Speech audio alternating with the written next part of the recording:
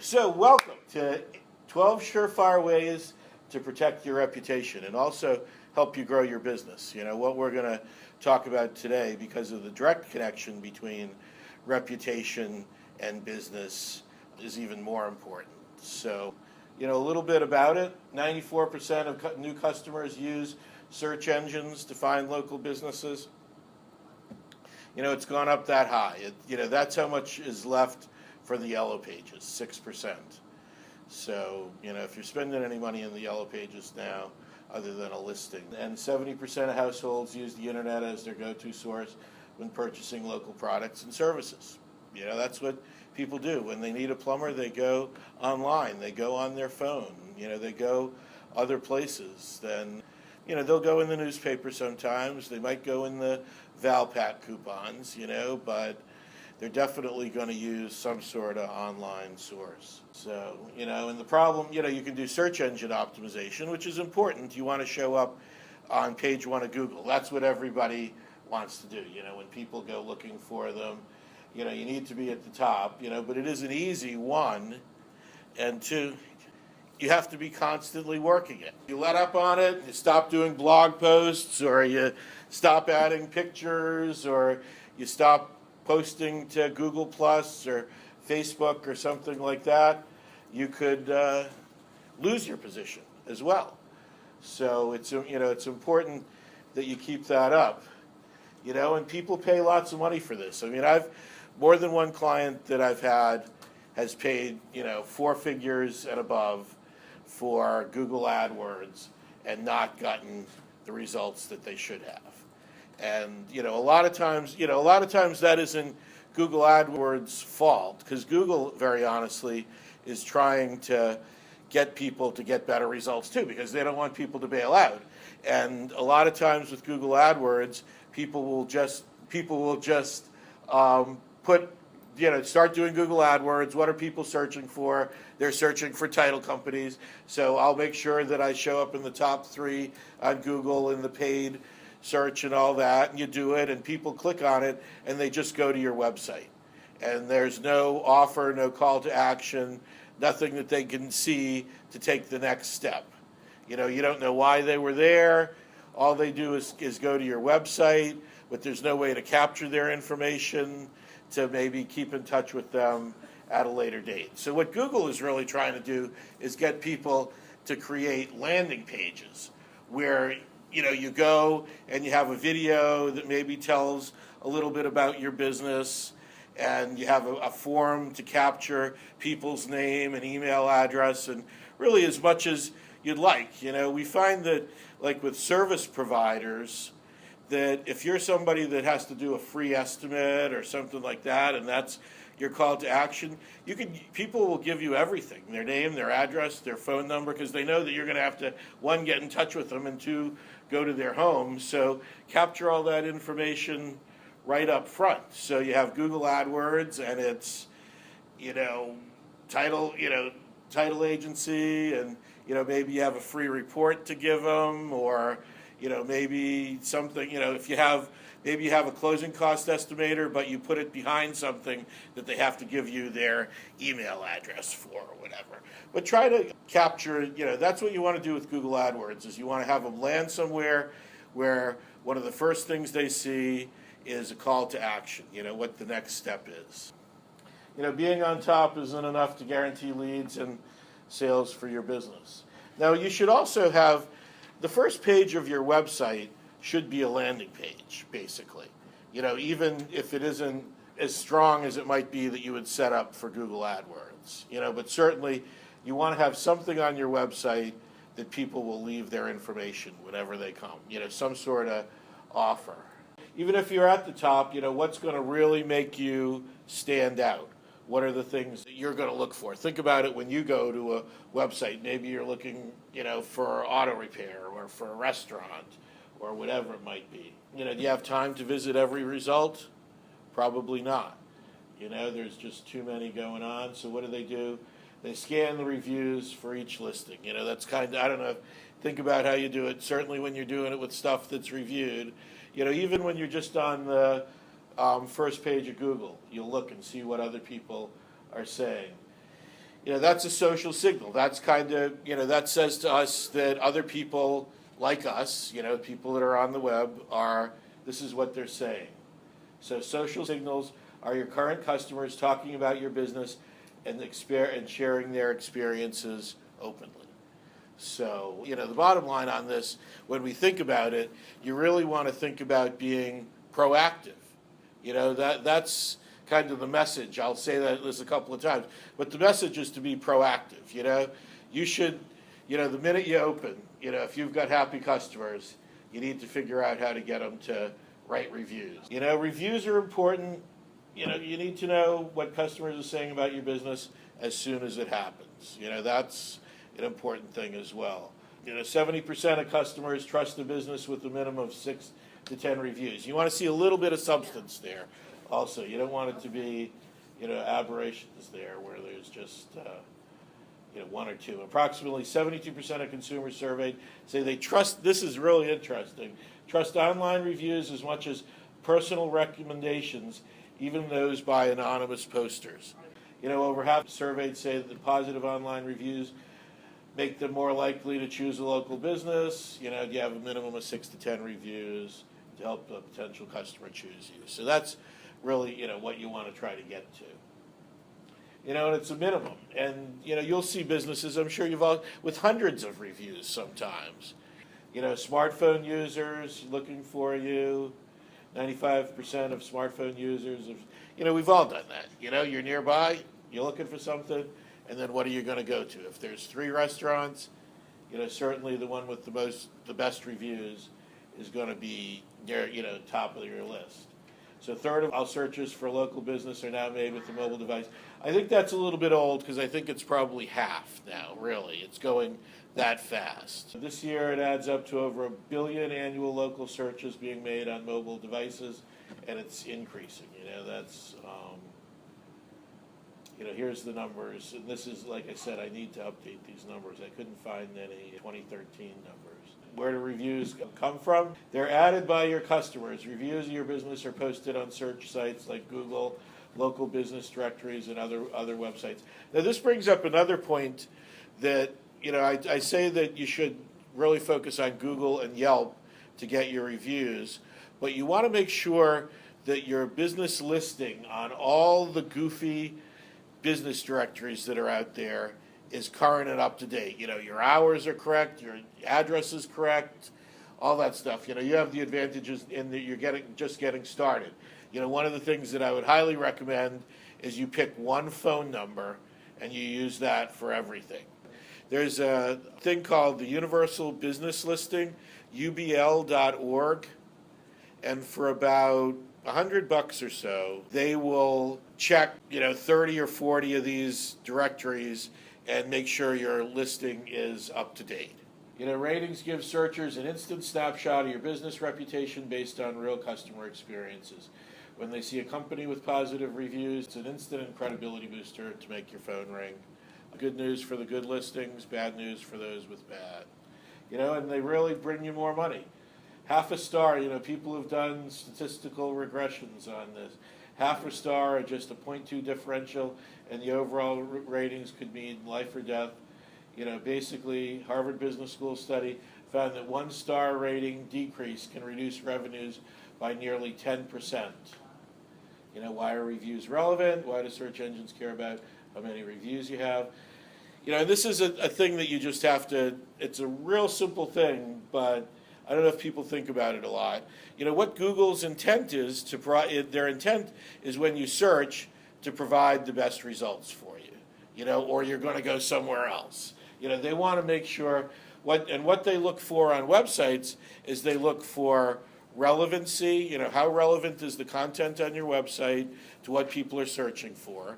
They don't want you to put too much relevancy, like cheat and put, yarn shop every 4th word or something, so when people search for it, because they'll get you for that. That's called keyword stuffing. So they want relevancy and they want recency. So, and really reviews deliver both. So that's another thing to think about. So why are reviews relevant? who do you think the customer is going to choose? They'll choose the first listing that they see that has the most positive reviews. And generally, I won't say all the time, chances are the most good reviews are going to come up near the top. It's like an army of virtual sales reps working 24/7, recommending and promoting your business without asking for a penny in return. So the more reviews they have, the more likely they are to improve your overall search rankings, all while increasing chances of making a sale. So effective online reputation management, it's ideally you should be proactive, like I was saying. Have good reviews already. So when you have a bad review come along, it isn't going to affect your rating that much. And, I truly believe, and, I see this for myself as well, that if you have lots of good reviews and somebody is going to go and write a bad review and they see 12 people with good reviews, you're like, what am I, an idiot? Maybe I'm the wrong one here, that sort of thing. So you could even turn it away. 5 principles of online reputation management. Listen to what your customers are saying. That, and I'm going to show you how to do that in a minute. Contribute to the conversation. Some of the worst ones, to go negative on somebody. I don't know if you've ever seen, there's a cupcake shop or something in Phoenix, Arizona, and somebody wrote bad thing. They were on like one of these cupcake contest shows, and then somebody dissed them on Facebook, and they just went off and went crazy and looked really stupid and lost the battle. You're never going to win that battle, certainly. Exceed expectations, collect feedback, referrals and testimonials, and plan how you will respond before you need to. If somebody says something bad, what are we going to do? That type of thing. The first thing that you want to do, here are the 12 things, so get ready. Set up Google Alerts. Anybody know about Google Alerts? Monitor, social media sites, blogs, forums. If you have, I would recommend Hootsuite, and you guys have that, and use Hootsuite for your social media management. That's so you'll have Google, Facebook, Twitter, and LinkedIn all in one place there. So then you can monitor those to see if anybody's saying anything on there. Because you might not get it with Google Alerts. You might need to be, if somebody writes something bad on your Facebook page, probably not going to get it on Google Alerts. Why do you need to contribute?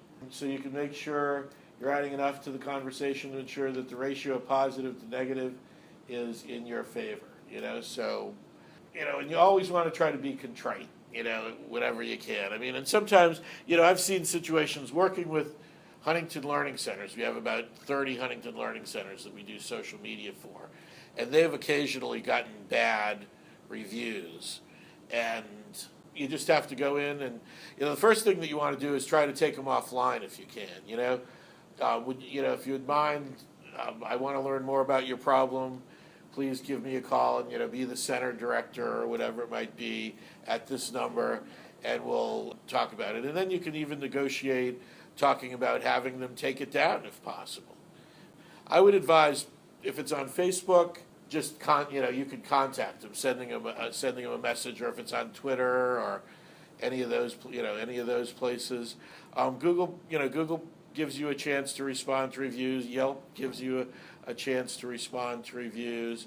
And always, if you can, respond to the issue, but try to take it offline and try to negotiate them to maybe take it off if possible, if you can fix it. There's a number in here. 70% of people will actually think more of you if you solve their problem. They've seen you at your worst and seen you correct from it. So service recovery is an important element in that as well. Set up profiles in all your key directories and network. I talked about this, a little bit before with the universal business listings, but making sure you have your Google Plus, your Yelp, you have all of these pages where you could access them. When you start your business, you're going to need to create a Yelp page. Yeah. So and I would encourage you, because Yelp will find you, but I would encourage you to do it yourself. Set up a Yelp account and say that you're a new business and you want to get listed on Yelp.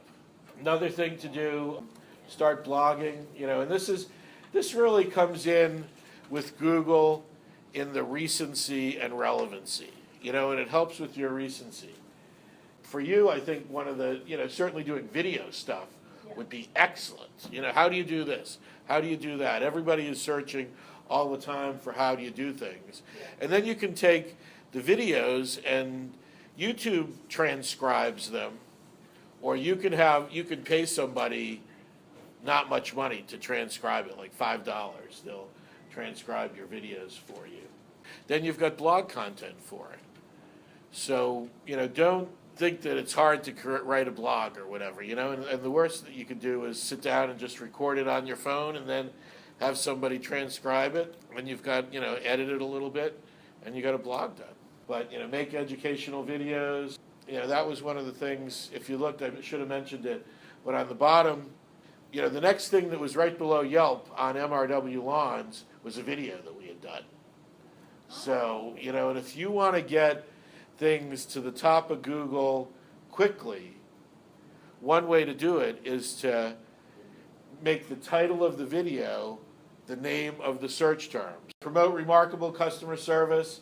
This kind of ties into having the positive reviews as well. But when you have, great things happen with employees or whatever, make sure that you recognize that as well. Encourage all employees to collect testimonials. Share customer praise with your team. Just create a service culture. Happy employees make happy customers. So Net Promoter Score. Net Promoter Score is a measure that's used by lots of big companies and small companies to determine how good their service is. And it's the type of thing that you can use on an ongoing basis. And basically what you want to do is you ask people, would you recommend us on a scale of 1 to 10? How likely are you to recommend us to your friends and relatives? If they're a 9 or a 10, they're a promoter. Anybody else other than that is a detractor. That means that you could lose them at any time. So, and you ask your customers every once in a while, and you can do this with tools like SurveyMonkey, or you can do it in Constant Contact.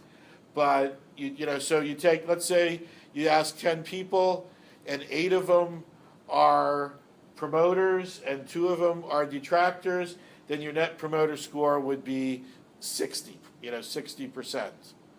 Because it would be the 8 minus the 2 expressed as a percentage of the total.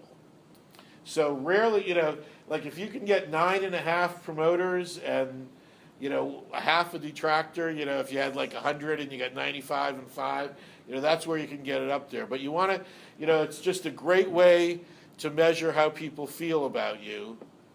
And you could do that every month, if you, because, what you want to make sure is you get every customer on your list. So, every month, if you wanted to send out to the people who bought that month that same question, you could track it month to month. Last month we were a 68, we're a 74 now. You can do a Google search on Net Promoter Score. You can learn a lot more about it than I have here. But it's a tool, a simple tool to use to measure business satisfaction. The software that I use, Infusionsoft, I have the shirt on here. About every month or two, they do that with their customers. They have an online business, so it makes it a little bit easier. But so say thank you. Just some ideas. There's a Postagram app that you can send out cards right from your phone to thank people. Handwritten notes are always great. You guys, do you use send out cards? Yeah, send out cards is another great one. For $1.50, you can send out a nice looking card, and then they have gifts. Let's say somebody come in and bought, $800 worth of stuff or something. Maybe you could, with send out cards, you could send them, 4 brownies, and it's like $15. Use free or paid survey to collect feedback. So, just some ideas on what you can use to get feedback. Places that you can collect unsolicited feedback, in your email signature, you could put something in there. I think you're better off just putting in like a Google review link or something like that. Web forms, invoices, and receipts. I have a client, in fact, MRW, they do an incredible job with that. Their software is designed to be in such a way, but whenever they send bills to customers, it'll always have some sort of offer, or what the next upcoming promotion is, or what people, extra services that they could be doing with their lawn service, so they sell extra services. Because your current customers are always going to be your best customers. So develop a process to respond. I talked about some of those things. You need to listen with Google Alerts, decide when to engage. It's never going to get any better. Customer problems are not like fine wine. They don't get better with age. Apologize, affirm, try to take it offline like I talked about, move on. I just listened to a podcast, the Social Media Marketing Podcast. But he talked about how online there are just trolls and haters, and sometimes you just have to move on. And and they made it they made a decision, one, to let them continue to make comments on YouTube, which he interviews a guy that talks about it, and they probably should have not done that. They probably should have shut off the comments, because that only fed it. It was like a top 5 video on YouTube for a couple of days, and so, you hope that it never gets to that level. Build a referral system. That's something certainly to learn from this, is that, collecting referrals should be one of the things that you do in your business. If you look, any business pretty much is going to, 50 to 70% of their new customers will come from referrals. So I'm going to talk to you a little bit about what we do. What I found about 4 months ago now is this tool, and it's called Reputation Bug. And basically what it does is it allows you to send a link to a client. You can send it out in an email, and they write a review on that link, when they get there. If it's a 4 or a 5, it allows them to post it on Google or Yelp, and if it's a 3, 2, or a 1, it sends you an email saying somebody's unhappy, and you can respond to them right away.